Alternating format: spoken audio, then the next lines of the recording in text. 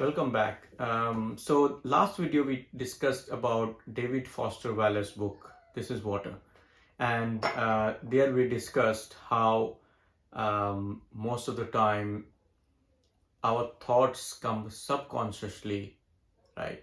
And we become self-centered because we are not able to think about what others are thinking or what others are passing through, right? Now, in this video, we are going to be a little bit more technical, understand how our brain functions and why we behave as we behave. So, there are two main elements. If we are able to control them, we would be able to make better decisions. And they are the first one, ego barrier. So, what happens is ego tells us that we are right and you're wrong, right? We are not able to accept our mistakes, right? Rather, we want to prove that we are right. That's ego. So what happens is that it's true that most of the time the thoughts that come to our mind is from the subconscious part of the brain.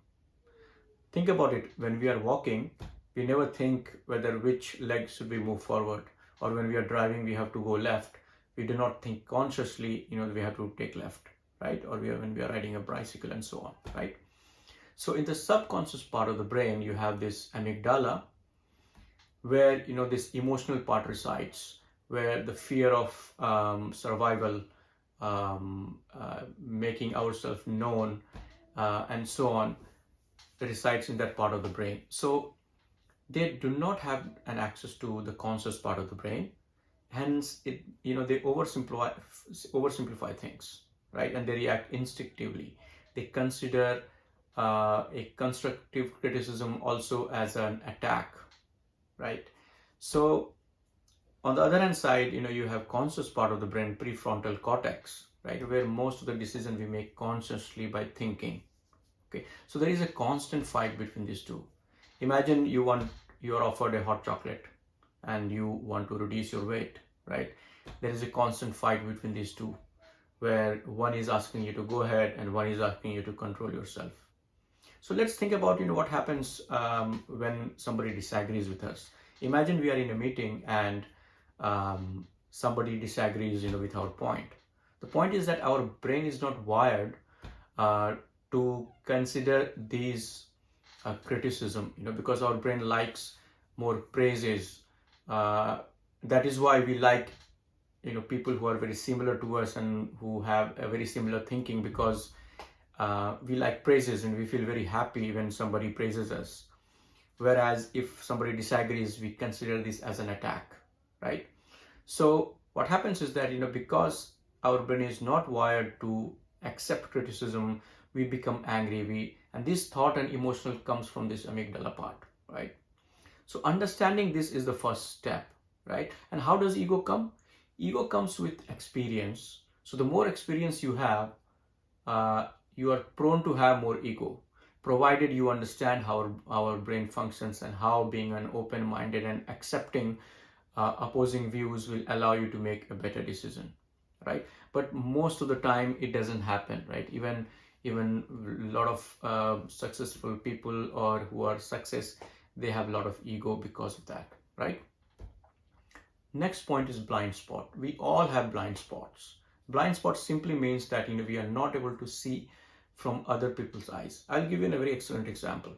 What happened was that 6-7 years ago, we were asked to work on a financial plan by a very small biotech company. So, as we always try to be creative, we developed a plan, let's say a short summary, and shared with the client.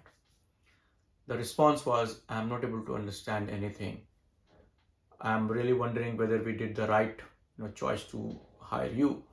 So there was two options for me. One was that insist that we are right, and another is to understand from another point of view that why my client is not able to understand that. I'll give you a second example.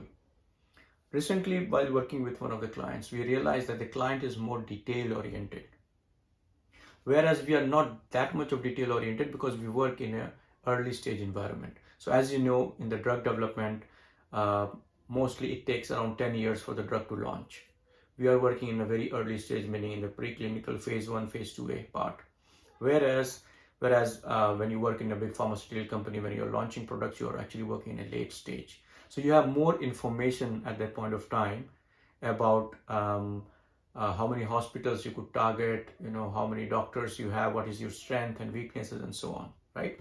Whereas in early stage right now, we do not know what's going to happen after 5 to 6 years.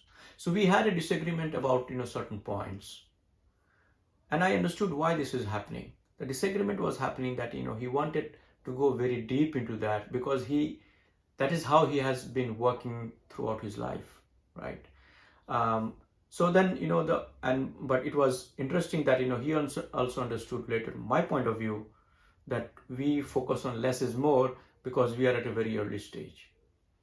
Understanding these two important parameters, right, ego and the blind spot, if you are able to control these and you understand this, then you make better decisions than suboptimal decisions.